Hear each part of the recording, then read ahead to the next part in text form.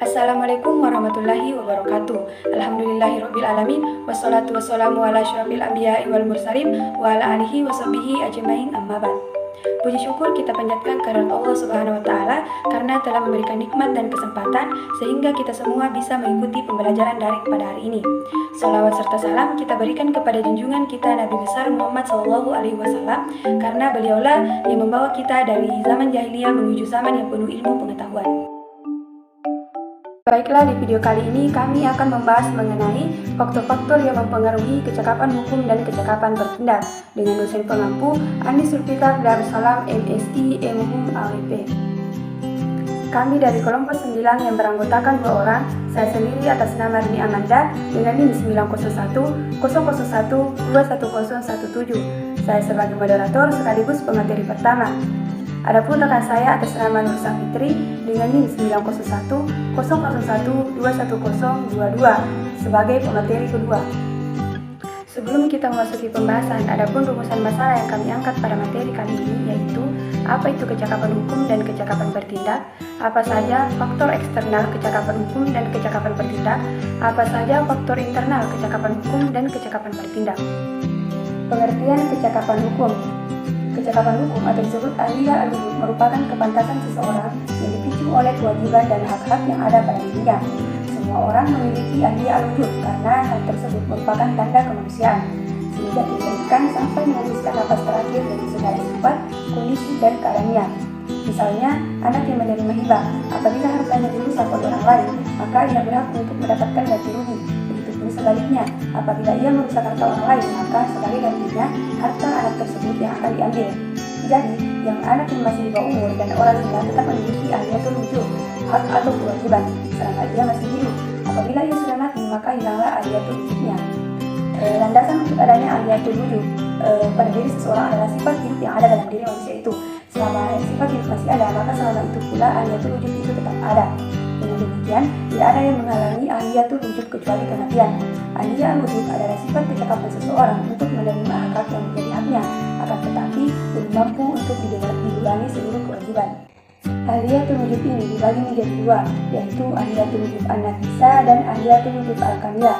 Ahliyatul wujub an-naqisah atau tidak sempurna merupakan kewajiban yang dimiliki oleh seorang bayi yang masih dalam kandungan, akan tetapi belum memiliki hak penuh sebagaimana bayi yang sudah lahir.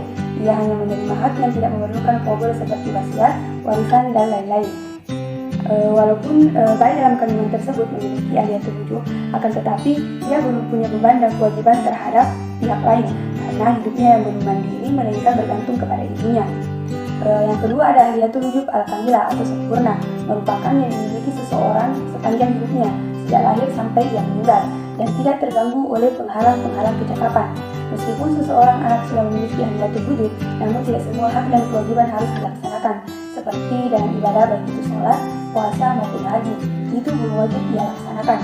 Contoh ahliya al-kamilah adalah anak yang baru lahir di samping ia berhak secara pasti menerima warisan dari orang tua ataupun kerabatnya. Ia juga telah dikenai kewajiban seperti zakat fitrah yang dimana dilakukan oleh orang tua atau walinya. Untuk kewajiban zakat ini masih disebutkan oleh para fuqaha karena seperti menurut Hanafi itu tidak mewajibkannya karena belum memenuhi syarat, sedangkan menurut Maliki itu Syafi'i dan Ahmad mewajibkannya karena melihat kepada kepentingan mustahik zakat. Selanjutnya yaitu pengertian kecakapan bertindak. Kecakapan bertindak atau disebut ahliya al-ada merupakan kepantasan seseorang dalam perkataan dan perbuatannya yang dianggap sah secara hukum syariah. Menurut kesepakatan ulama usul fikih, yang menjadi ukuran dalam menentukan apakah seseorang telah memiliki ahliya adalah akil, balik, dan cerdas. Orang yang sudah balik itulah yang dianggap cakap untuk melakukan tindakan hukum sehingga seluruh perintah dan larangan syara itu dapat dilakukan dengan sebaik-baiknya dan dapat dilaksanakan dengan benar. Dasar dari adanya ahliya al-ada ialah kemampuan akal seseorang. Jadi, seseorang yang tidak mempunyai kemampuan akal seperti orang yang belum muayyiz dan dapat seperti orang gila tidak memiliki ahliya al-ada. Sebagaimana telah dikemukakan di depan bahwa kemampuan akal seseorang itu terjadi melalui suatu perkembangan dan tidak berkemampuan, kemudian berkemampuan tidak sempurna dan akhirnya berkemampuan secara sempurna. Ahliyatul al-ada juga dibagi menjadi dua, yaitu ahliyatul al-ada an-nakisa atau tidak sempurna dan ahliyatul al-ada al-kamilah kecakapan bertindak sempurna. Ahliyatul al-ada an-nakisa merupakan subjek hukum yang berusia tamis atau yang belum dewasa atau balik, dan yang termasuk anak dalam usia tamis adalah anak yang berumur 7 tahun. Kecakapan hukum ini dikatakan tidak sempurna karena dia yang telah memiliki akal yang telah berfungsi untuk mengetahui sesuatu, tetapi masih kurang, sehingga kecakapan dalam tindakan hukum ini dilihat tidak sah dalam beberapa masalah secara terbatas. Contohnya, dalam hal beribadah, anak yang berusia tamis ini telah dianggap pantas untuk melakukannya, meskipun tidak dituntut secara pasti, seperti sholat, puasa, ataupun haji. Adapun ahliyatul al-ada al-kamilah atau kecakapan bertindak sempurna merupakan subjek hukum yang dimana telah mencapai usia dewasa dan berakal.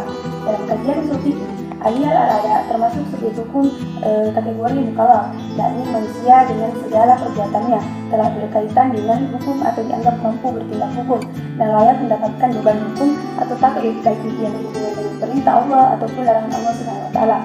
Sehingga pembuatan seseorang mukallaf ini telah memiliki nilai serta risiko yang sesuai dengan apa yang seseorang itu lakukan. Apakah mereka melakukan hal yang diperintahkan oleh Allah sehingga mendapatkan pahala, atau ia melakukan sesuatu yang dilarang oleh Allah sehingga mendapatkan dosa. Adapun faktor-faktor yang mempengaruhi kecakapan hukum dan kecakapan bertindak yang dibagi menjadi dua bagian, yaitu faktor eksternal dan faktor internal. Terdapat 8 halangan-halangan hukum yang bersifat eksternal. Yang pertama, gila. Gila dapat membatalkan seluruh pembebanan hukum yang bersifat badaniah seperti sholat, haji, puasa, dan lain-lainnya.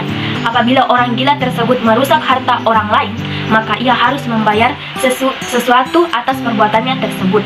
Yang kedua, setengah gila atau mahtu.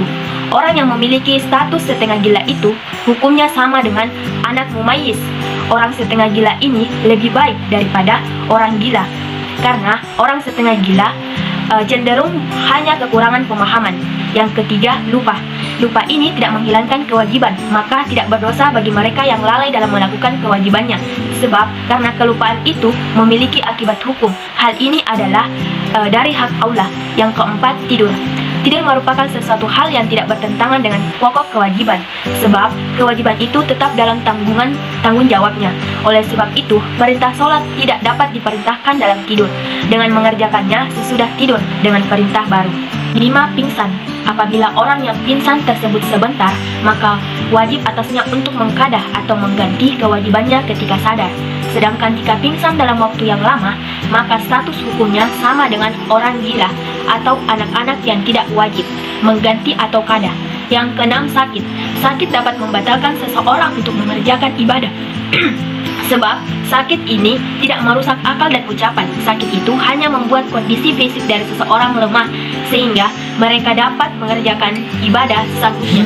Yang ketujuh, haid dan nifas. Haid dan nifas ini tidak menggugurkan seseorang dalam melaksanakan kewajibannya dan menunaikannya. Hanya saja dalam salat telah mensyaratkan agar kita bersih dari haid dan nifas, baru kita bisa mengerjakan sholat. Yang ke-8, mati.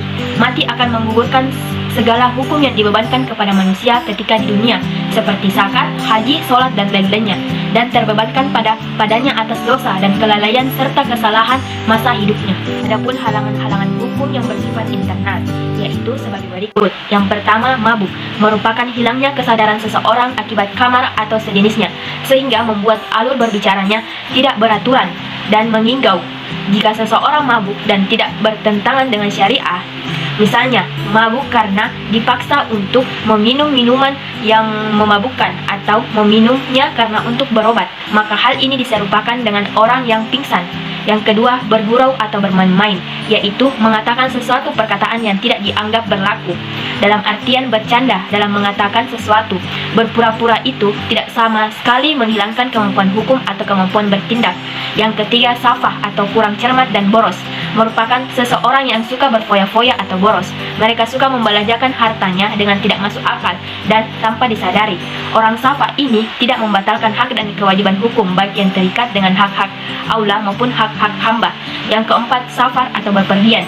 Merupakan kesengajaan bepergian sesuatu tempat jika mengendalikan Jika mengandariakan otak atau berjalan kaki akan memakan waktu 3 hari atau lebih, dalam artian menempuh perjalanan jauh atau musafar al-qas, di mana tidak sekadar keluar rumah atau perjalanan dekat. Kelima, kata atau tersalah tidak sengaja, yaitu perkataan dan perbuatan yang timbul dari diri seseorang karena suatu ketidaksengajaan atau tidak cermat ketika melakukannya.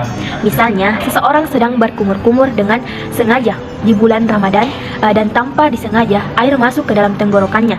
Maka orang itu dihukum salah karena kurang berhati-hati, tetapi hukumannya tersebut diringankan. Yang keenam, hutang. Abu Yusuf membolehkan kita membayarkan orang yang berhutang dengan perintah dari hakim jika utang tersebut telah menghabiskan hartanya serta diminta pula oleh si yang berhutang, maka boleh tidak memerlukan hakim. Hal ini menurut pendapat Malik. Yang ketujuh, paksaan merupakan perilaku pendesak seseorang untuk melakukan sesuatu yang tidak diinginkannya. Karena dia tidak menginginkannya, sudah pasti dia tidak ikhlas atau rela.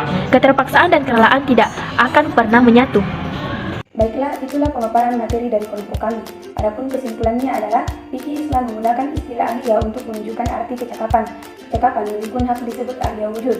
Kecakapan hukum atau disebut ahliyah wujud merupakan kepantasan seseorang yang dipicu oleh kewajiban dan hak yang ada pada dirinya. Ahliyah wujud ini dibagi menjadi dua, yaitu ahliyah wujud an-nafisah dan ahliyah wujud al-kamilah.